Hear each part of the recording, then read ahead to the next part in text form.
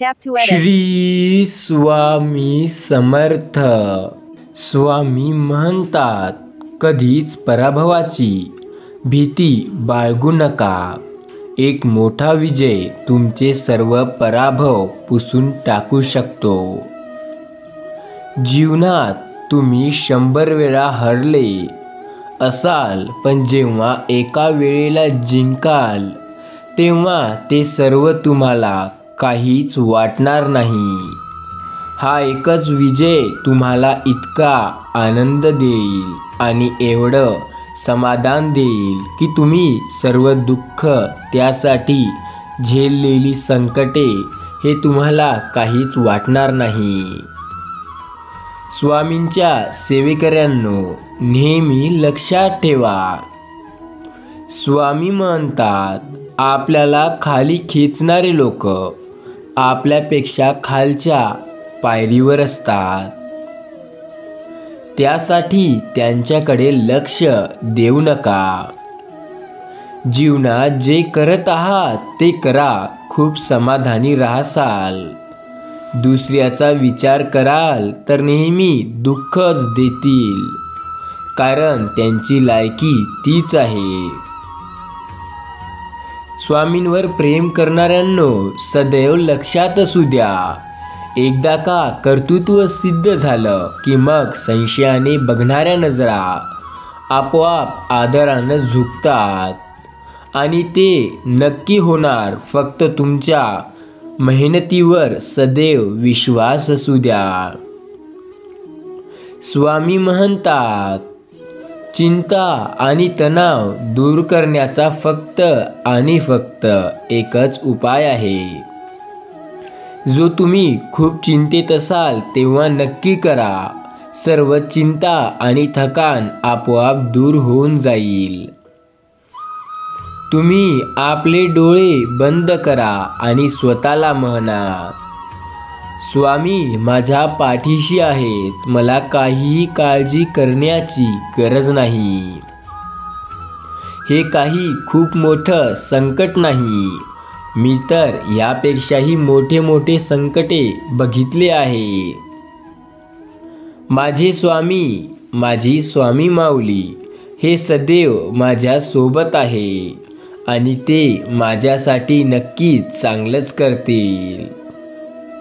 तुमचा स्वामींवरती विश्वास असेल, तुम्ही स्वामींना मानत असाल तर आत्ताच या चॅनलला सबस्क्राईब करा. स्वामी माऊली म्हणतात, भीती ही आपली भावना नसून ते आपल्या अनेकांच्या आयुष्याला लागलेला एक रोग आहे आणि तो भीती नावाचा रोग त्यांना खूपच पुढे जाऊ देत नाही. त्यासाठी तुमच्या मनातून, तुमच्या जीवनातून हा भीती नावाचा रोग काढून टाका. जर तो तुम्हाला निघत नसेल तर तुम्ही स्वामींचे नाव घ्या आणि ज्या कामास तुम्हाला भीती वाटते ते काम करण्यास सुरुवात करा आणि मग बघा, स्वामी स्वतः तुमच्या सोबत येतील. मी समस्त भक्तांना एक संदेश दिला आहे. त्यांनी सांगितले आहे की आयुष्यात एकदा तरी वाईट दिवसांना सामोरे जायलाच पाहिजे, कारण जोपर्यंत वाईट दिवसांना सामोरे गेल्याशिवाय चांगल्या दिवसांची किंमत कळत नाही.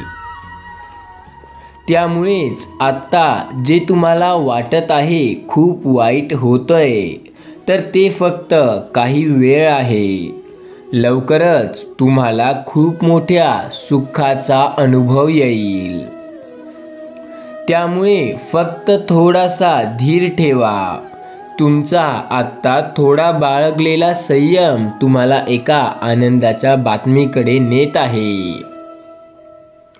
स्वामींवर प्रेम करणाऱ्यांनो, स्वामी आपल्या भक्तांना सांगत आहेत, जर जग तुम्हाला नावे ठेवण्यात व्यस्त असेल तर त्यावेळी तुम्ही फक्त तुमचं नाव कमविण्यात व्यस्त राहा.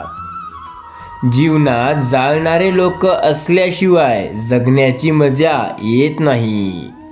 त्यामुळे लोकांचा विचार करू नका. जे काही तुम्ही करत आहे ते प्रामाणिकपणे आणि मन लावून करा.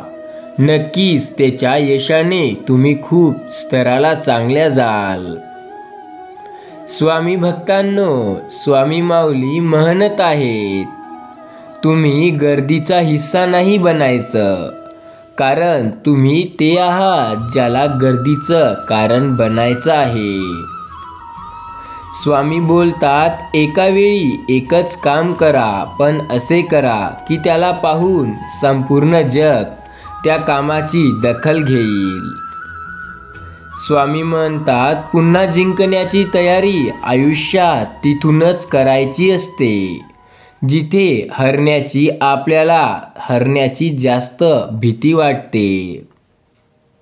कारण ज्या गोष्टी भीती वाटतंय आणि आपण तेथून जेव्हा सुरुवात करू तेव्हा आपला हरण्याचा प्रश्नच उरत नाही. आयुष्य हा बुद्धिबळाचा खेळ आहे. जर टिकून राहायचं असेल तर चाली चलत राहाव्या लागतात. हरला म्हणून लाजू नका, जिंकलात म्हणून माजू नका. चंद्र मिळवण्यासाठी नेम धरा, ते चुकला तरी चालेल, नक्की एखादा तारा तरी मिळेल. बुडणाऱ्या किनाऱ्यावरून सूचना देतात ते सामान्य, आणि स्वतःचा जीव धोक्यात घालून त्याला वाचवतात ते लोक असतात असामान्य. स्वामी बोलतात, आयुष्यात संकटे येतातच, त्या संकटांचा सामना करणे आपल्या हातात आहे. त्यांना सामना करून आयुष्यात पुढे जाणे हे आपले काम असले पाहिजे. अंग अंग मळशी मला कुठे नेशी, अर्थात स्वतःला हवी असणारी गोष्ट आपण दुसऱ्याच्या आग्रहाखातर केली असणे. अळीमिळीत गुपचिनी, याचाच अर्थ आपले गुपित उघडकीस येऊ नये म्हणून गप्प बसणे सदैव चांगले होय. तुम्हाला आयुष्यात अडचणी ह्या येणार आहेत. त्या अडचणींचा सामना करून यशस्वी कसं व्हायचं आहे हे मात्र तुम्हालाच पाहावं लागणार आहे. अन्नाचा मारलेला एक गोष्ट लक्षात ठेवा, गरजू माणसाला दान दिल्याने पुण्य मिळते. ते पुण्य आपल्याला आयुष्यात फार जास्त कामी येते. अर्धे टाकून सगळीकडे धावू नये, अर्थात संबंध वस्तू मिळेल या आशेवर अर्धे टाकू नये. आयुष्यामध्ये 4 गोष्टी आहेत ज्या आपल्याला आयुष्यात लक्षात हव्यायला असल्या पाहिजे. त्यामध्ये आपण काय करतो आहोत, आपल्याला काय करायचे आहे आणि आपण काय करू शकतो यावर विश्वास ठेवा. आपल्याला जे हवे आहे ते नक्की मिळेल, फक्त त्यासाठी आपल्याला प्रयत्न करावे लागतील. प्रयत्न केले तरच आपल्याला यश मिळेल, नाहीतर आपल्याला काहीही मिळणार नाही. प्रयत्न जर आपले तसे असतील ज्यामध्ये यश मिळणार तर नक्की मिळेल, पण जर प्रयत्न आपले हे कमजोर असतील तर कदाचितच आपल्याला यश मिळू शकेल. आपल्याला काही करायचे असल्यास त्या गोष्टीच्या मागे जावं लागतं. ते गोष्ट मिळवण्यासाठी धडपड करावी लागते. आयुष्यामध्ये कोणतीच गोष्ट सारखी राहत नाही. प्रत्येक गोष्ट ही आगळी वेगळी असते. तिला आपल्या परीने काम करून एका लाईनीवर आणायचे असते. आपली गाठ आपणास दिसत नाही. स्वतःचे दोष आयुष्यात कधीच स्वतःला दिसतच नसतात. आडात नाही तर पोहरत्या कुठून येणार. अर्थात जे मुळातच नाही त्याची थोडीसुद्धा अपेक्षा करणे व्यर्थ आहे. जर काही असेल तर अपेक्षा करणे चांगले, पण जी गोष्ट कधी नव्हतीच त्याबद्दल अपेक्षा करणे हे पूर्णपणे चुकीचे आहे. आपल्या आयुष्यात खूप जास्त त्रास आहे, पण तो त्रास सहन केल्याशिवाय आपल्याला सुखाची चव कळणार नाही. तो त्रास सहन करा, कारण त्यानंतरच सुखाची चव कळली जाणार आहे. आधीच तारे आणि त्यात शिरले वारे, म्हणजेच आधीच मरटक आणि त्यात मध प्यावे तसे होणे. आपलेच दात आपलीच होठ, तर आयुष्यात शिक्षा करणारे आपलेच आणि ज्याला शिक्षा करायचाही तोही आपलाच, अशी अडचण परिस्थिती निर्माण होणे. आयुष्यामध्ये अडचणी येतील, त्यांचा सामना करा. स्वामी म्हणतात, आंधळा मागतो एक डोळा, देव देतो 2 डोळे. अपेक्षेपेक्षा जास्त लाभ होणे हाच याचा अर्थ आहे. आधीच उल्हास त्यात फाल्गुनी मास, अर्थात आधीच होस आणि त्यात अनुकूल परिस्थितीचा भर. स्वामी म्हणतात, आपले नाक कापून दुसऱ्याला अपशकून, म्हणजेच दुसऱ्याचे वाईट व्हावे म्हणून अगोदर स्वतःचेच वाईट करून घेणे. ही जी भावना आहे ते पूर्णपणे चुकीची आहे. अशी भावना जर आपण ठेवू तर आपल्याला नक्की काय करायचे हे कळणार नाही. स्वामी म्हणतात, आपल्या आळवाची खाज आपणास ठाऊक, म्हणजे आपल्याला संकट तर येतील, पण ते कसे आणि केव्हा आणि कधी आले आणि ते कशामुळे आले ते आपल्यालाच माहिती असते. त्यांचा सामना करणं सुद्धा सोपं, फक्त विश्वास ठेवून कार्य करावं लागतं. गरजेपेक्षा जास्त विचार करणे पूर्णपणे चुकीचे आहे, पण जे करतोय त्यात आपण चांगलेपणे करणे आयुष्यात यशाचा मार्ग आहे. आयत्या पिठ्यावर रेघोट्या, दुसऱ्याच्या मिळकतीची चैन करणे. 18-20 दारिद्र्य म्हणजेच अतिशय गरिबीची परिस्थिती असणे. अडाण्याची मोळी भलत्याच गेली. स्वामी म्हणतात, अडचणी माणसाला एखाद्या गोष्ट केली असता तिचा परिणाम विपरीत होतो. आयुष्यात अडचणी ह्या येतात, पण त्यांचा सामना करण्याचं हे आपल्या हातात आहे. त्या अडचणींचा सामना न करणे व नुसतं झुंज देत बसणे हे आपल्या हातात नाही. अडचणी या येतच राहतील, पण त्यांचा सामना करून त्यांना सामोरे जाणे हे मात्र फक्त आपल्या हातात आहे. आयुष्यामध्ये अशी वेळ येते जेव्हा काय करावं काही सुचत नाही, पण तेव्हा फक्त स्वामींचे नाव घ्या, कारण तेच आपल्याला कोणत्याही संकटात यश देण्याचे काम करतात. स्वामींचे नाव घेतलेले आपल्याला आयुष्यात कधीही कामी येते. स्वामींचे नाव आपल्याला जे काही पाहिजे ते मिळवून देण्यासाठी पुरेसे आहे. फक्त भक्ती करा, तुम्हाला मुक्ती मिळेल. स्वामी म्हणतात, धर्मसूत्र ठेवा. आता जर तुम्हाला कळत नसेल धर्मसूत्र म्हणजे नेमकं असतंय तरी काय, तर एक कहाणी सांगतोय आणि त्या कहाणीमार्फत, त्या कथेमार्फत आज तुम्हाला कळेल धर्मसूत्र म्हणजे असतं तरी काय. स्वामी म्हणतात, रविशास्त्री हा एक प्रकांड पंडित होता. तो राजस्थानात गेला आणि अनेक वादाविद करून त्याने तिथल्या पंडितांना हरवले. अनेक ठिकाणी सत्कार होऊन त्याला अनेक भेटवस्तूही मिळाल्या. तेथला राजा त्याला एकदा म्हणाला, पंडितोत्मा, आमच्या या राज्यात चंद्रपुरी नावाचं एक नगर आहे. तिथल्या जनतेनं निरनिराळ्या क्षेत्रात आपली खूपच प्रगती केली आहे. पण मला असं कळलंय की आपल्या अडचणी, समस्या आपणच सोडवायच्या असतात. राज्यातल्या इतर गावाप्रमाणे तिथे एकही देऊळ वगैरे नाही आहे.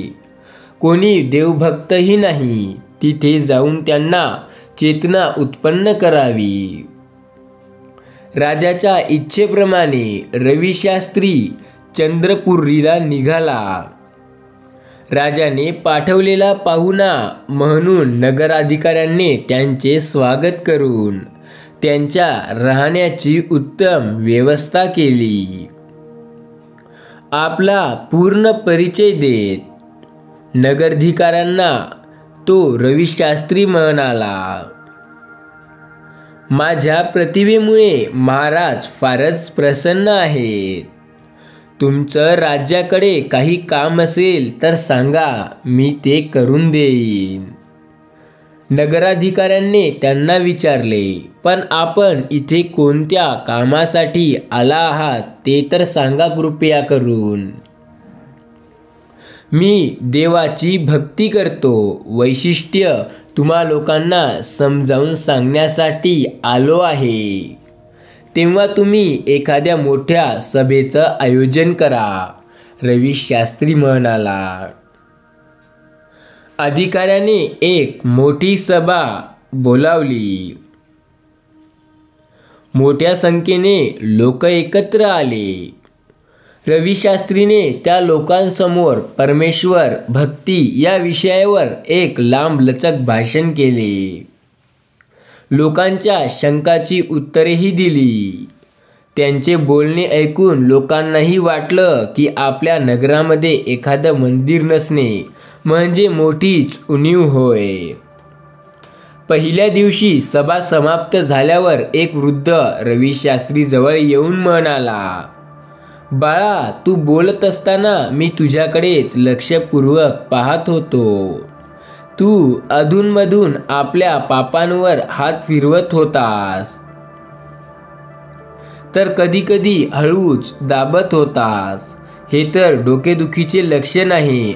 एक लहानशी हाती देऊन म्हणाला, यातले 2 थेंब सकाळ संध्याकाळ तोंडात टाकून ते औषध काही वेळ तोंडातच ओघळवत राहा.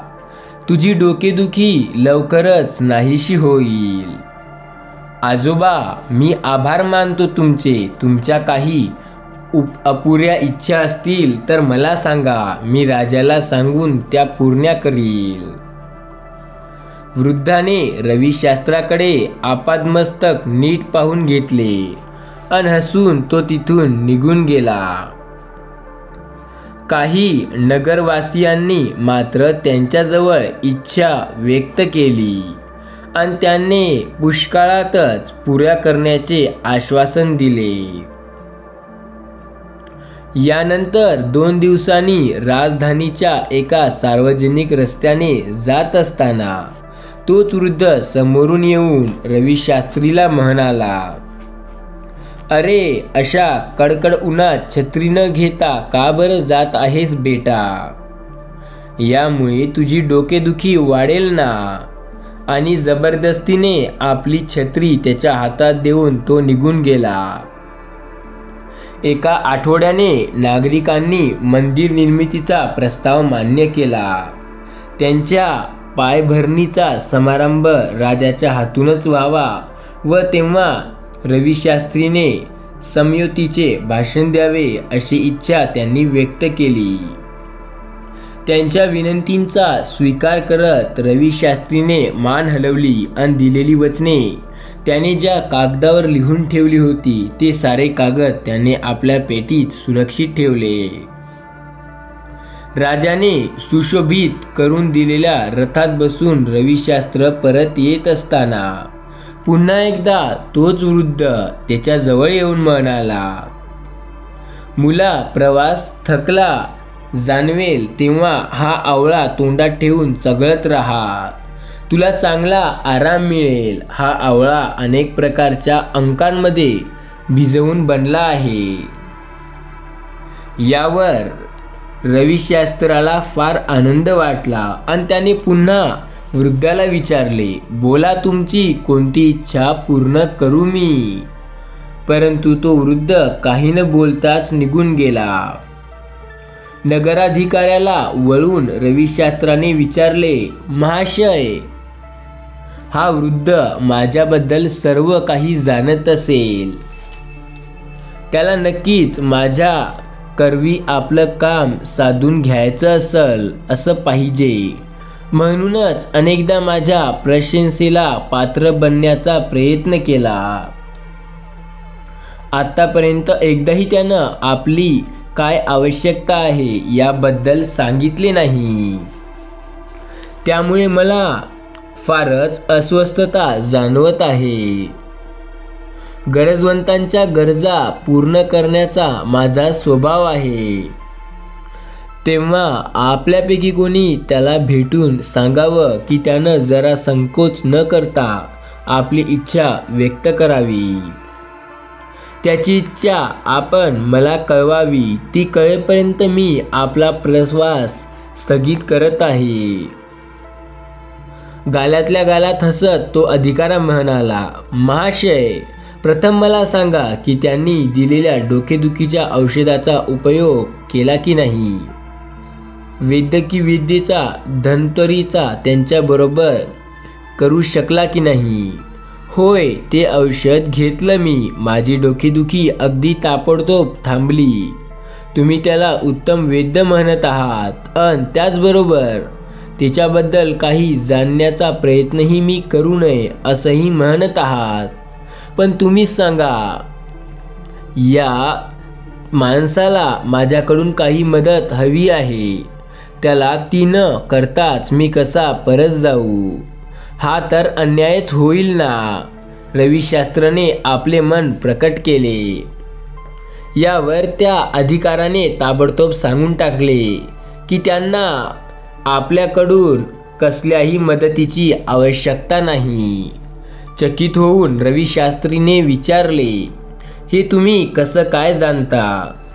ते तर त्या चंद्रपुरीतील महाज्ञानी आहेत. प्रत्येक शास्त्राची त्यातल्या बारकाव्यासह जाण आहे. त्यांना तर्क करण्यात त्यांना कोणीही हरवू शकत नाही. नगरवासी त्यांचे प्रत्येकजण सांगत होतं. त्यामुळेच आम्ही सर्व अडचणींपासून मुक्त आहोत. त्यांच्या सांगण्यावरूनच आम्ही आमच्या नगरात कोणतेही वादळ बांधलेले नाही. अधिकाऱ्यांनी वृद्धाबद्दल माहिती रविशास्त्रीला सांगितली. शास्त्रीच्या आश्चर्याला पारावार राहिला नाही. त्याने त्याला जर अगोदरच माहिती असती की या नगरात कोणी खास विद्वान आहे तर त्याने वादाविवाद करून त्यांना नक्कीच आपली महत्ता दाखवली असती. आत्तापर्यंत वृद्धाबद्दल जे सारं न सांगता अधिकारी गप्प का राहिले. रविशास्त्री दुःख भरल्या आवाजात निराशेत म्हणाला, तुम्ही लोकांनी माझे तर्कयुक्त भाषण लक्ष देऊन ऐकले आहे. जे ऐकल्यानंतर तुम्हाला त्या वृद्धाच्या सांगणं बोलणं अर्थहीन शुल्क वाटत असेल म्हणून मंदिर निर्मितीची तुम्ही संमती दिली आहे. नकारात्मक मान हलवत अधिकारी म्हणाला, नाही, खरं तर आम्ही तुमच्या आगमनाबद्दल त्यांना अगोदरच सांगितलं होतं. तुमचं सारं ऐकायला त्यांनीच आम्हाला सांगितलं होतं. माझ्याशी वाद करायला भ्याम असेल तो. राजस्थानातल्या सर्व शास्त्री पंडितांना हरवणाऱ्या विद्वान माणसाला कोणीही भिईलच ना. रविशास्त्री गर्वाने आणि उद्हासाने म्हणाला. अधिकारी काहीसा गडबडून म्हणाला, आता तर तुम्हाला खरं खरं सांगायला हवं. ते महाज्ञानी आहेत त्याचबरोबर उच्च कोटचे वैद्यही आहेत, म्हणूनच आजारी माणसांशी ते वाद करत नाहीत. म्हणजे काय, मी कोणी आजारी रोगी बिगी आहे काय? रविशास्त्रीने अधीरतेने विचारले. क्षणभर विचार करून नगरप्रमुख म्हणाला, खरं तर आपल्या आधीच असणारे नगराचे सुख शांतीचे संपन्न असल्याबद्दल राजाला आनंद वाटावा, धन्यता वाटावी, पण महाराज तर आमच्या चंद्रपुरीबद्दल अशांत आहेत. खिन्नता वाटते त्यांना. त्याचा अर्थ असा होतो की तेही रोगी आहेत. आपण जर पंडित आहात आणि त्यांना हितबोध करायला हवा होता, तर असं तसं न करता उलटा आपण इथं आलात, ही तर रोगीची लक्षण आहे ना. ज्यांना काही सांगण्याची इच्छा नाही त्यांना काहीच रोग आहे असं नसतं. रविशास्त्री ओरडून म्हणाला, मग तुमचे नगरवासी माझं बोलणं का ऐकत राहिले? त्यांना आपल्या इच्छा माझ्याजवळून का व्यक्त केल्या? महाशय, तुम्ही वाईट वाटून घेऊ नका. तो महाज्ञानी तुम्हाला जो औषध उपचार करत आहे त्यातच हाही एक भाग आहे. तुम्हाला कशाचं वाईट वाटावं, तुमचा अनादर व्हावा आणि इच्छा असताना ते नाही व्हावं असं नाही झालं पाहिजे. म्हणून त्यांनी सांगितलेली प्रत्येक सूचना आम्ही अंमलात आणली. आम्ही तुम्हाला आमच्या इच्छा सांगितल्या खऱ्या, पण त्या पुऱ्या करून घेण्यास आम्हाला कुळाचा रस नाही. आमची एक इच्छा मात्र आहे. खरोखरच मंदिर बांधलं गेलं तर आमचे महाज्ञानी त्यांचे भगवान बांधवेल.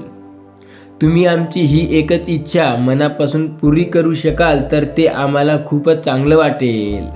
त्यामुळे आम्हाला फार संतुष्टी होईल. नगरप्रमुख म्हणाला. सर्व काही ऐकून घेतल्यावर रविशास्त्री शांत होऊन म्हणाला, हे बोलणं ऐकल्यावर मला असं वाटतंय की तुम्हाला हा महाज्ञानी नास्तिक आहे. इतक्या मोठ्या नगरात ना मंदिर आहे ना पूजापाठ होत आहे. पुराणामध्ये कधीही सांगितले ऐकल्या जात नाही, तरीही त्या वृद्धाला महाज्ञानी संबोधताना त्यांचे गोडवे गाताना तुम्हाला थकून कसे जात नाही?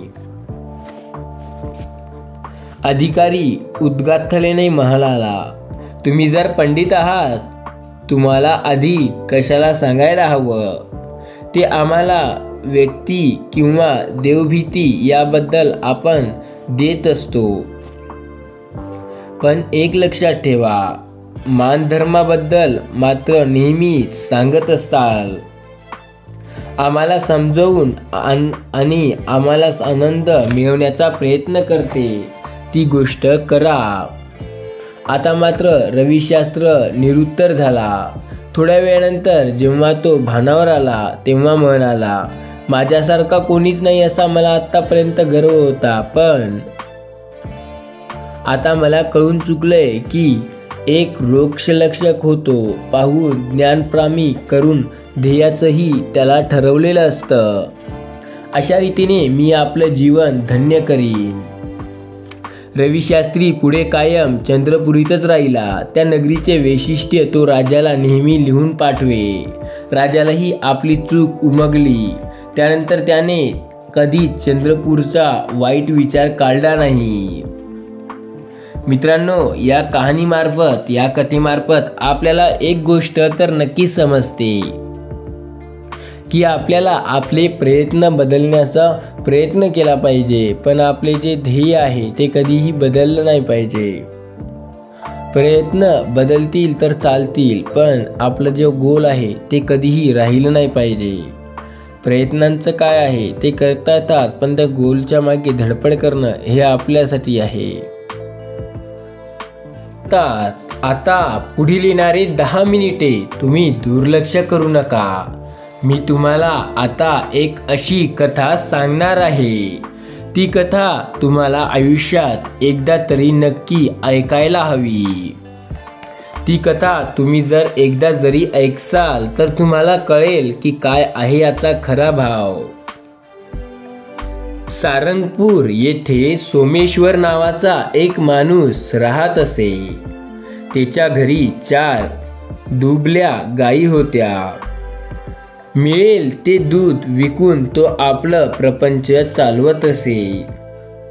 एकदा पावसाळ्याच्या मोसमात 4 गायीने कसला आजार झाला आणि त्यातलं त्यांचा अंत झाला. आता रामेश्वरजवळ आपला प्रपंच चालवणे कठीण झालं होतं.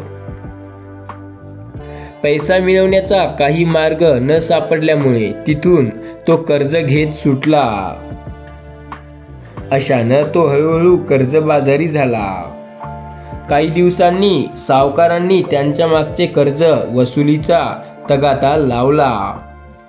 तसा तो आणखीनच चिंचाचूर बनला.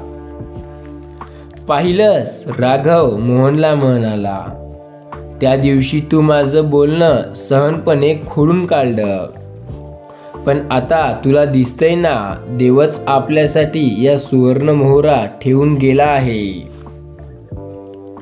आपल्या मित्राची तरकर संगती पाहून मोहन म्हणाला, काय रे जाधव, तुझ्यावर प्रसन्न होणारा हा देव तुझ्या कोणावर नाराज तर झालेला नाही ना? मग ही थैली देवाने इथे का ठेवली? कोणाच्या तरी हातातून हरवलेली असली पाहिजे. तू मात्र स्वतःचे भालावपण करून घेत आहेस. मोहनचं हे बोलणं ऐकून राघवला बिलकुल पटलं नाही, पण वाद घालायला नको म्हणून तो म्हणाला, तू पाहिजे असेल तर समज, पण आता तर या आपल्या हातातला लागलेला आहे, मग आपण ते सारं वाटून घेऊ. पण ही गोष्ट मोहनला पटली नाही. असं फुकटचं धन त्याला नको होतं. तो शांतपणे म्हणाला, त्यापेक्षा आपण ही थैली पोलीस पाटलांना नेऊन देऊ, म्हणजे ज्यांना कोणाचीही थैली हरवलेली आहे त्यांना ते मिळेल. त्यांचा शोध घेऊन ते त्यांच्या हवाले ही थैली देतील. राघवला मग मात्र राग आला. मी नीती अनिती मानत नाही, पाप पुण्य मानत नाही असं तुला वाटत असेल तर त्याला माझी हरकत नाही. आजवर आपण जे हाल भोगले आहेत ते तुलाही माहीत आहेत आणि मलाही माहीत आहेत. मग भाग्यानं जे आपल्याला दिलंय त्याचा आपण का उपयोग करू नये, त्याला आपण का स्वीकारू नये? या पैशाचा आपल्याला खूपच उपयोग होणार आहे. तेव्हा तू मला काहीही नको सांगू. यातला अर्धा हिस्सा तुझ्याजवळ ठेव, अर्धा माझ्याजवळ दे. मोहनने घोडा व वेळ विचार केला. परिस्थितीमुळे असा वागणं होतो. त्याला या क्षणी तर काही संपण्याचा अर्थ नव्हता. चिमटूपणे त्याचा अर्थ चर्चात लिहून नका. मोहनने थोडा वेळ विचार केला. राघव परिस्थितीमुळे असा वागत आहे. त्याला एक क्षणी काहीतरी सांगण्यात अर्थ नव्हता. निपुटपणे त्याला अर्धा वाटा देऊन घेतला, पण मोहनने आपल्या एकही समोहारे केले खर्च नव्हते. 1 महिना असता निघून गेला. एके दिवशी मोहन राजाकडे येऊन म्हणाला, राघव, मी तुला शहरात राहायला चाललोय. तिथे मला सरकारी नोकरी मिळाली आहे. काय सांगतोय काय? राघव आश्चर्याने म्हणाला, पण तुला ही नोकरी मिळाली कशी काय? असंच असतं, जेव्हा आपलं काही चांगलं होईल तेव्हा सर्वात जास्त खुशी आपल्याला आणि सर्वात जास्त दुःख नातेवाईकांना होतं. कारण ते आपल्यावर सदैव जळतच असतात. कायम आपल्यावर ते जळणारे लोक असतात. त्यांना तुम्ही चांगलं केलेलं कधीच आवडणार नाही. त्यांची अपेक्षा असते की तुम्ही ते चुकीचं करावं, तुम्हाला ते जमावं नाही, तुम्हाला त्यात काहीही करता यावं नाही, हे त्यांची अपेक्षा असते. आणि तुम्ही त्यांच्या अपेक्षेसारखे वागता, पण त्यामुळे तसे तुमच्याच आयुष्यात बर्बादीचा मार्ग होय. आयुष्यामध्ये नातेवाईकांना साथ द्या, त्यांची साथ घ्या, पण एवढीही नका की तुमच्या आयुष्यापासून लक्ष जाईल. अतिपरिचय, तेथे खोटा मान राहत नाही. अतिपरिचय झाला तेथे अनादर हा नक्की होतो. अतिपरिचयाने अनादर होतो. मलय पर्वतातील भिल्ल स्त्री चंदनाच्या लाकडाची सरपण करते. अतिपरिचयाने अनादर होतो. गंगेच्या तीरी राहणारा मनुष्य गंगोत सोडून शुद्धतेसाठी दुसऱ्या तीर्थाच्या स्थानाकडे जातो. अपयश हीच यशाची पायरी आहे. प्रयत्न न करणे हे आपल्या आयुष्यात सर्वात मोठे अपयश आहे. खाली पडण्यात अपयश नाही, तर उठून पुन्हा सुरुवात करण्यात अपयश आहे. आत्मविश्वासाचा अभाव हेच अपयशाचे खरे कारण आहे. खाली पडण्यात अपयश नाही. आत्मविश्वासाचा अभाव हे अपयशाचे खरे कारण आहे. आयुष्यात हळूहळूच्या मार्गाने जाणारा मनुष्य अयशस्वी किंवा अपयशी माणसाच्या पुढेच जात असतो, हे मात्र नक्की लक्षात ठेवा. जो स्वतःला न जाणतो दुसऱ्याला ओळखण्यात निघतो, तो आयुष्यात खूप वाईट दिवसांना सामोरे जातो. अभिमान हा प्रगतीचा शत्रू आहे. अभिमान आणि अज्ञान तरुणपणाच्या नासाडी करते. अभिमान ठेवला तर साजे, मनुष्य फुकट माजे नाहीतर बाजे. अभिमान हे आपल्या अगोदरच्या पोचणारे वाहन होय. अभिमानाने मित्रांचे शत्रू होतात, तर दातातून शत्रूंचे मित्र होतात. अभ्यासाने 4 शूर शत्रू दुर्लक्ष, त्वरा, स्थिती, ओळख गोष्टी समजावून सांगितल्या. अभ्यासाने अभ्यास वाढतो, तर ते काळोखातच चमकत असतं. आयुष्यामध्ये आपले कर्म करत जा, कारण चांगले आणि वाईट कर्म यातील अंतर म्हणजे आपण करतोय तरी नेमकं काय. आयुष्यामध्ये संकटे येतील खूप, पण त्यांचा सामना करा, कारण ही संकटे आपल्याला रस्ता दाखवण्यासाठी आलेली आहेत. आयुष्यात खूप गोष्टी मनासारख्या होतील, तर खूप गोष्टी मनाविरुद्ध होतील. त्या गोष्टींचा सामना करा आणि यशस्वी होण्यासाठी पुढील वाटचाल अशी सुरू द्या. यशस्वी जर खरंच व्हायचं असेल तर आयुष्यामध्ये झोप उडवून टाका, कारण ही झोपच आहे जी तुमचं पूर्ण भविष्य बर्बाद करू शकते. ही झोपच आहे जे तुम्हाला बर्बाद करू शकते. विश्वास ठेवा. ज्या गोष्टीबद्दल कधी विचारही केला नव्हता, ती आता लवकरच तुम्हाला मिळणार आहे. लवकरच, आता येत्या सर्व काही तासात तुमचे संकटे दूर जाणार आहे. विश्वास ठेवा. सर्व काही ठीक होईल. सर्व काही बरोबरच होतं. फक्त थोडासा वेळ द्यावा लागतो. तुम्ही जर वेळ दिला तर नक्की आयुष्यात यशस्वी व्हाल. आयुष्यामध्ये यशस्वी होण्याचं हेच कारण आहे की आपल्याला त्या गोष्टी करायला हव्यात ज्या आपल्याकडे यशाकडे नेतात, त्या नाही ज्यामुळे यश दूर होईल. नेहमी त्याच गोष्टी करा ज्यामुळे यश आणखीन एक दिवस जवळ येईल. त्या गोष्टी करू नका ज्यामुळे आणखीन एक दूर होतील. फक्त विश्वास ठेवा. तुमचं सर्व काही बरोबर होईल.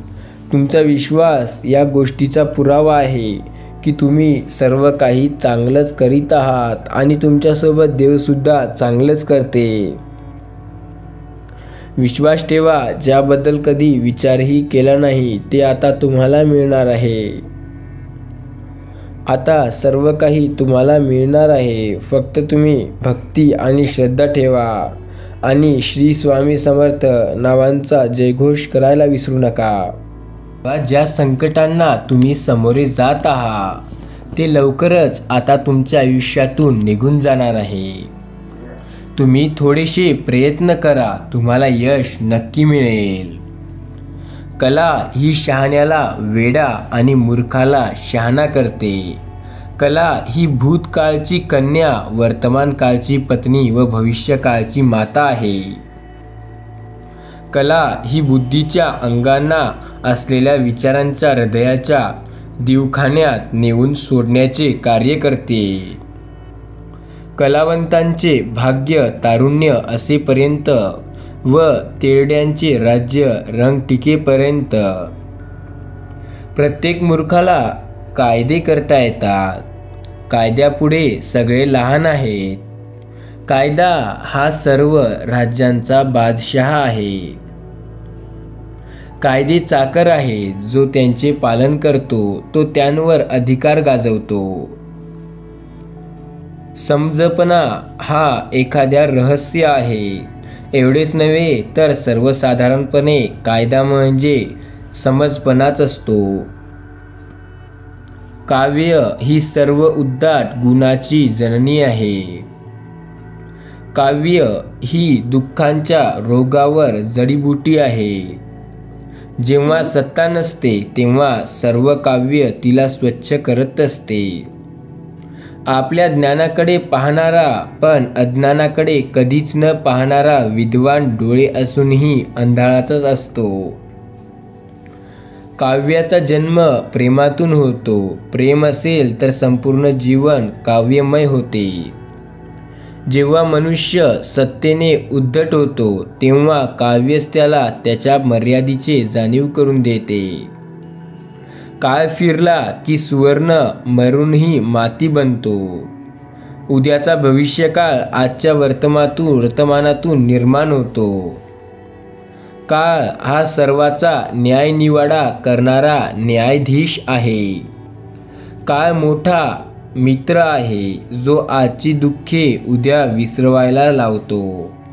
तुम्ही काळ व्यर्थ घालविण्यास काळ तुमचा जन्म व्यर्थ घालवेल. आयुष्यात काहीही करा पण वेळेला आणि काळाला कधीच वाया घालू नका. ज्याचा वर्तमान काळ प्रयत्नदायी आहे त्याचा भविष्य उज्ज्वल आहे, या गोष्टीत काहीच वाद नाही. काळ हे फार मोठे औषध आहे. मोठ्या मोठ्या जखमाही काळाच्या मलमपट्ट्याने बऱ्या होतात. तुम्ही आजची काळजी घ्या म्हणजे उद्या तुमची काळजी काळ घेईल. मृत्यूची भीती टाळून दिली म्हणजे काळजी सावलीलाही उभारत नाही. काळजी केल्याने उद्याचे दुःख कमी होत नाही, उलट आजच्या दिवसाची ताकद नष्ट होते. काळजी वाळवीसारखी असते. काही खात असताना ती दिसत नाही, पण कपडा किंवा पुस्तक खाल्ल्यावर मात्र ती दिसते. कीर्ती म्हणजे पराक्रमाचा सुगंध. शत्रूने केलेली स्तुती म्हणजे सर्वोत्तम कीर्ती होय. कीर्ती ही तरुण्य मनाला लागणारी तहान आहे. कीर्ती आणि पराक्रम हे जीवनाचे दोन डोळे आहेत. कीर्ती पाहता सुख नाही, सुख पाहता कीर्ती नाही. तुका म्हणे एका मरणीचे सरे, उत्तमवरे कीर्ती मागे. कीर्ती हवे असेल तर तिचा पाठलाग करू नका, तिच्याकडे पाठ फिरवा. कीर्ती असेल तर लोकांचे हवे तसे वागा. लोकांना आपण आवडो किंवा न आवडो. कीर्ती ही अत्यंत घातक असते. आपणाला चांगुलपणा लाभला की जग मत्सराने जळून लागते. उठवणीचा जय झाला, क्रांतीचा प्रारंभ होतो. क्रांतीला आरंभ तरुणाकडून व मध्यवर्गीय युगांकडून होतो. अन्नाच्या भुकेत विचाराची भूक येऊन मिळाली म्हणजे क्रांतीची सुरुवात होय. प्रत्येक क्रांती एका व्यक्तीच्या विचारातून जन्मास येते. क्रोध म्हणजे क्षणिक वेड. क्रोधाला औषध म्हणजे मौन बसणे. शांत राहणे क्रोधावर सर्वात चांगलं औषध आहे. क्रोध घाई आपणास, संतोष खाई दुसऱ्यास. क्रोध अज्ञानाने येते आणि पश्चातापाने जाते. स्वामी म्हणतात, आयुष्यात तुमचं जे अज्ञान आहे ते तुमच्या जवळच राहू द्या. फक्त तुम्ही माझे नाम स्मरण घ्या. आपोआप तुम्हाला माझे अनुभव येत जातील. तुमची परिस्थिती उत्तम सुधारणार. पाहतोयस काय? कमेंटमध्ये श्री स्वामी समर्थ लिही. संकटमुक्त होशील. जसे उकडायचे दूध नासते तसे क्रोधाने स्नेह नासतो. क्रोध म्हणजे दुसऱ्याच्या दोषावर स्वतःला घेतलेला सूड.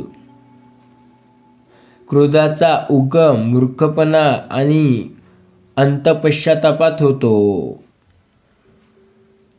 क्रोध आयुष्यात व्यक्तीला बर्बाद करून सोडतो. क्रोधामुळे मनुष्य शरीराने, बुद्धीने व मनाने दुर्बळ बनतो आणि दुर्बळ बनला की एकच औषध आहे, ते म्हणजे संयम. क्रोधामुळे मनुष्य शरीराने, बुद्धीने व मनाने हे असा वाईट दिशेला जाऊ लागतो.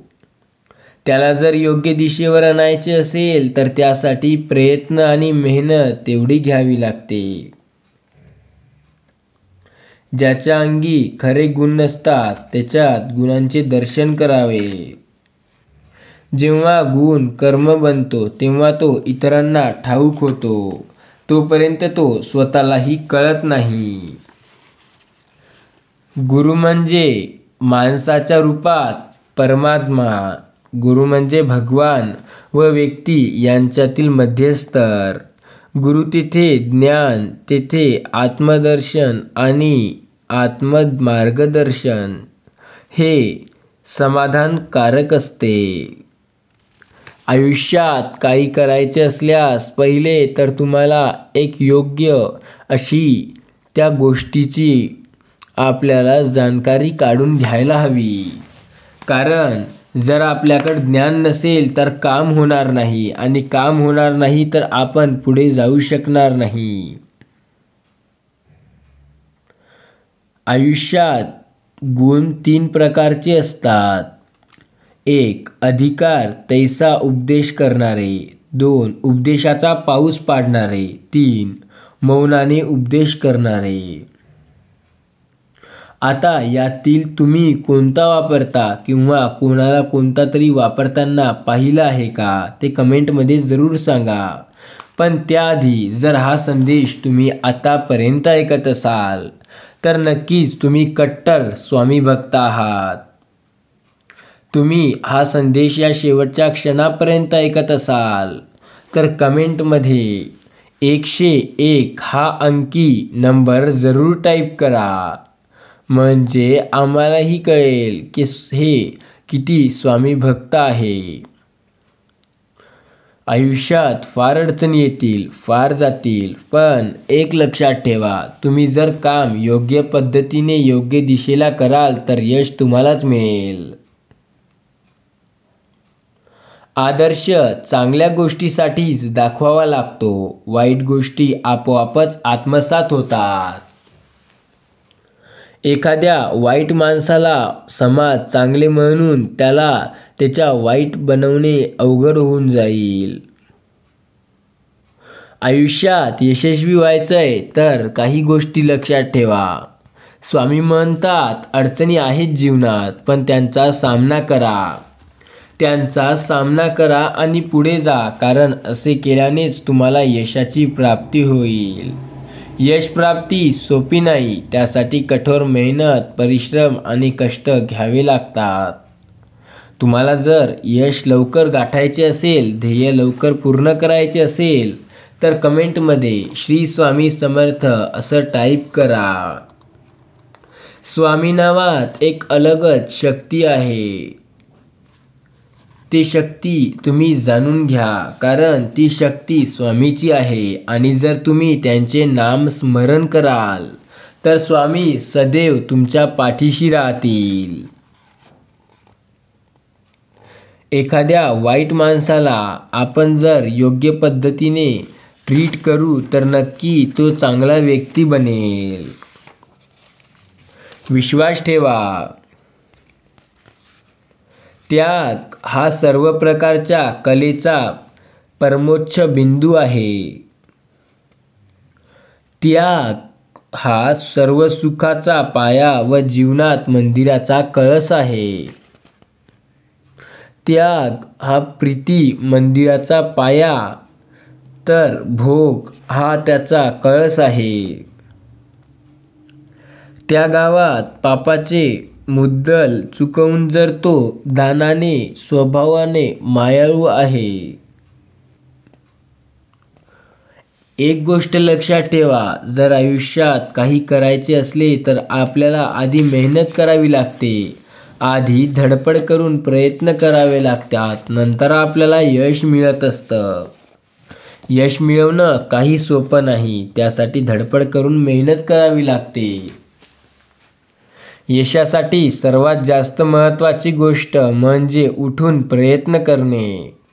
जो व्यक्ती यशस्वी होण्याची इच्छा ठेवतो आणि तो उठून आपल्या कार्याला लागत नाही, तो व्यक्ती कधीच यशस्वी होऊ शकत नाही. आयुष्यात अडचणी आहेत ज्या तुम्हाला खूप जास्त त्रास देतील, पण काळजी नका करू. अडचणी आज आहेत, उद्या नाही. अडचणी कायमच्या नाहीत. नम्रता हा ज्ञानाचा प्रारंभ आहे. नम्रता हा धर्माचा आधार आहे. नम्रता ही अनेक गुणांची जननी आहे.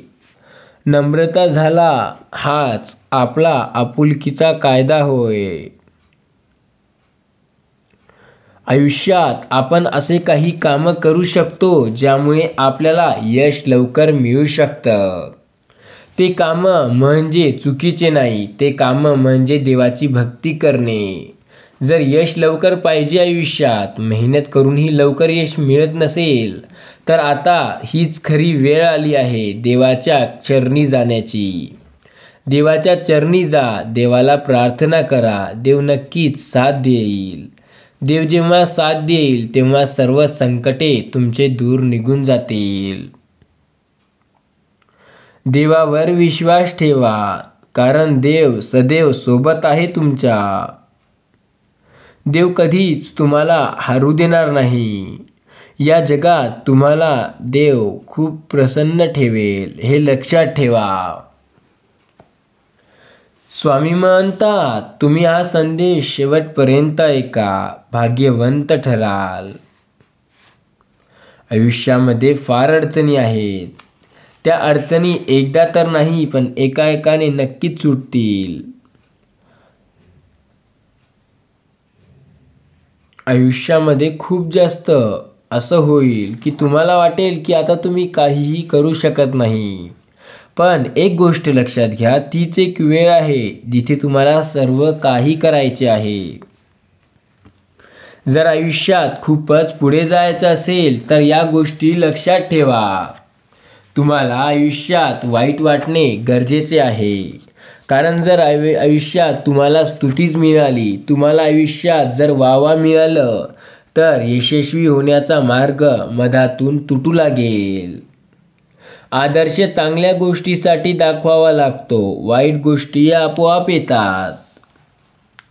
वाईट गोष्टी मनात नसतात तर त्या आपल्या अंगात येतात आणि नंतर त्या आपल्या मनावर ताबा मिळवतात. त्यांच्यासाठी एखाद्याच्या मनावर आणि त्याच्या हृदयावर ताबा मिळवणे फारच सोपं असतं. वाईट गोष्टीवर माणूस लवकर तिच्या मागे जातं आणि पुढे काय काय होऊन बसतं हे कोणाला कळत नसतं. आयुष्यात अडचणी आहेत. अडचणींचा सामना करा, कारण अडचणी या संपणार नाही हे लक्षात घ्या. आयुष्यामध्ये जर तुम्हाला खरंच काही करायचं असेल तर पहिले तर तुम्ही शांत राहा. नंतर विचार करा की तुम्हाला करायचंय तरी काय. स्वामी म्हणतात, या जगात खूप लोक अशी आहेत ज्यांना करायचं सर्व काही, पण त्यांचं ध्येय काय नेमकं हेच त्यांना माहिती नाही. लक्षात ठेवा, यशस्वी होण्याचा उत्तम मार्ग म्हणजे प्रयत्न करणं होय की आपण यशस्वी होऊ शकतो. आयुष्यात अडचणी आहेत. आयुष्यात फार जास्त अडचणी आहेत.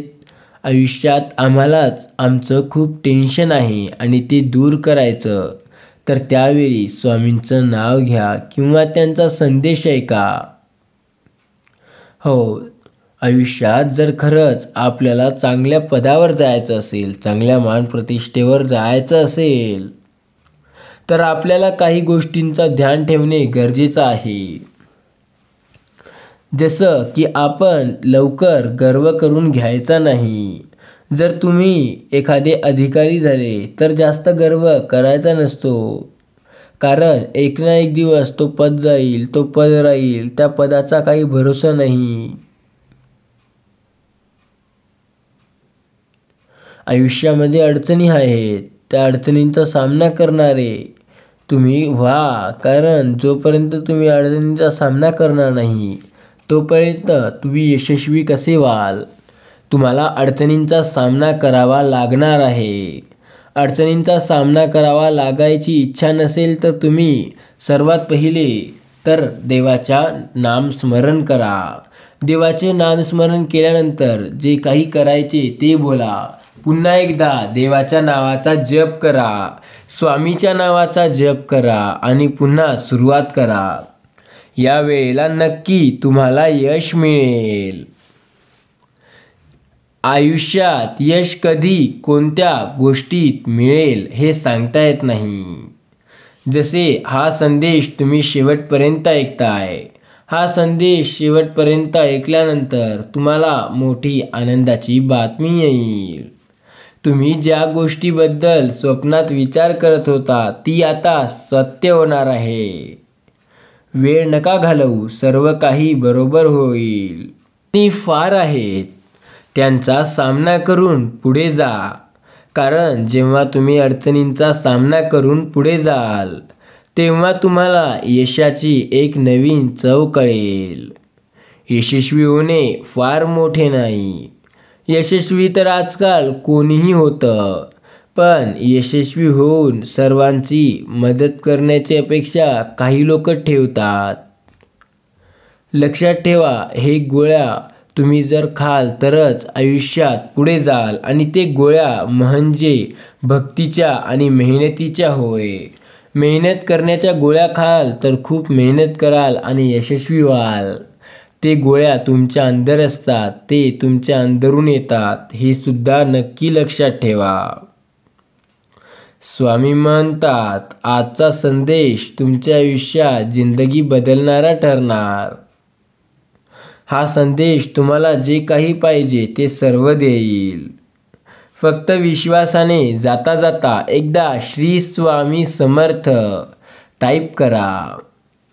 तुम्ही श्री स्वामी समर्थ टाईप कराल तर तुम्हाला चांगली बातमी मिळेल. श्री स्वामी समर्थ.